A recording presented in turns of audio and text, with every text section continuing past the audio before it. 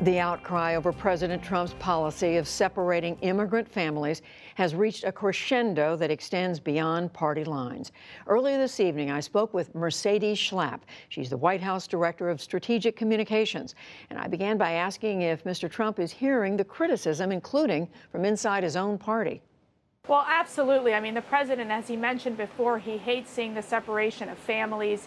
And even though the separation of families is only for a very brief period of time. But the reality here is one of the reasons why President Trump is in Congress and speaking to these House members is coming up with a permanent solution, coming up with a fix to this. Only Congress can fix this issue that we're dealing with in terms of ensuring that we're able to secure the border, that we're able to keep families together. Because right now, Judy, we only got two options. The two options is that when adults basically cross the border illegally, they'll be prosecuted. Second option is it's either the prosecution, and the second option is releasing these family units into the U.S. interior, which in essence equates to open borders. So we want that third option. We want the option that Congress is going to come and fix this and ensure that they're able to keep families together so that they could be detained and then swiftly removed back to their country unless they qualify for asylum. But it was a change in approach to this policy, a change in policy by the Trump administration when this started happening. It was 6 weeks ago. The administration said, we're no longer going to keep these families together. We're going to prosecute the parents. That's the change, isn't it? Well, the change is because we're actually enforcing the law. The law wasn't being enforced beforehand. It was actually more of a subjective case or prosecutorial discretion.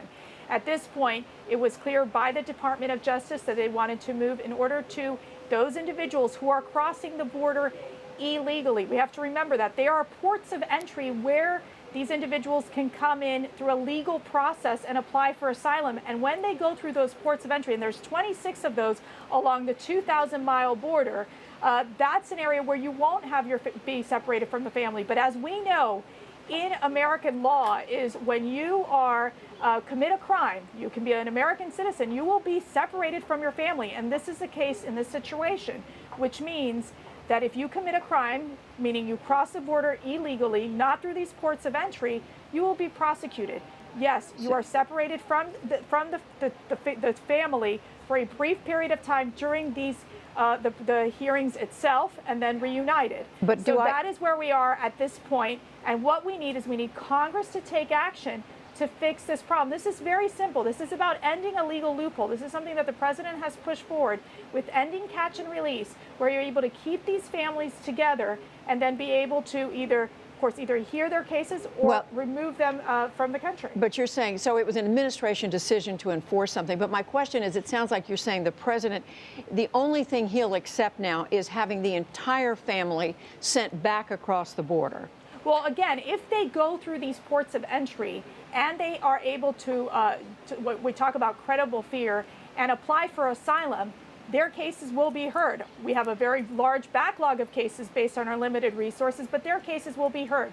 So you have these ports of entries where these families can go through, in essence. What we are seeing, though, is these individuals who are coming between these ports of entries. What you're also seeing is that smugglers and human traffickers are exploiting these children. You're having parents who are basically sending their children alone, many in the hands of smugglers, to get through into our country. And that is not acceptable. Let me just ask you this.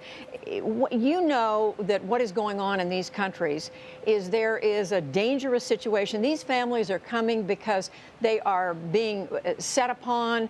They have seen violence inflicted on them and family members and loved ones by gangs. There's a lawlessness. They're coming here seeking safety. Right. So let me ask you, is it safe to put your child in the hand of a smuggler? Is it safe, Judy?